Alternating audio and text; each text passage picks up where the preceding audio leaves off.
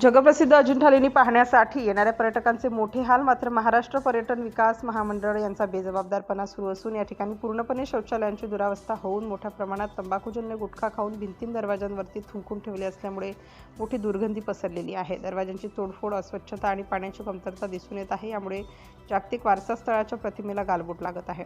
जगप्रसिद्ध अजिंठा लेणी बघण्यासाठी देश विदेशामधून मोठ्या संख्येने पर्यटक या ठिकाणी येतात. मात्र MTDC म्हणजेच महाराष्ट्र पर्यटन विकास महामंडळ येथील व्यवस्थापक नेमके AC मध्ये झोपा घेतात की काय असा प्रश्न निर्माण होतो.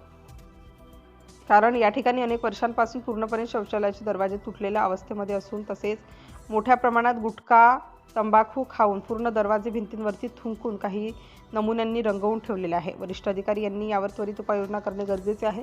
बऱ्याच शौचालयांचे दरवाजे तुटलेल्या अवस्थेत आहेत, ज्यामुळे गोपनीयतेचा प्रश्न निर्माण झाला आहे.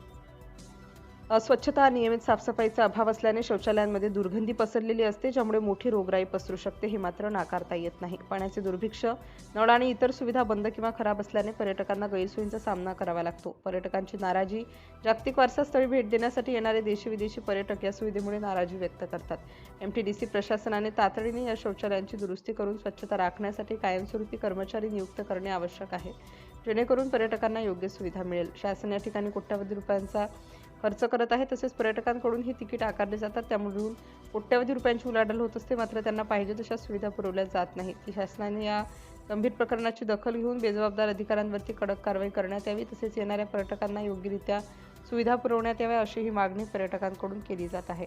सिटी इंडिया न्यूजसाठी प्रतिनिधी संतोष कर्दे, सोयगाव.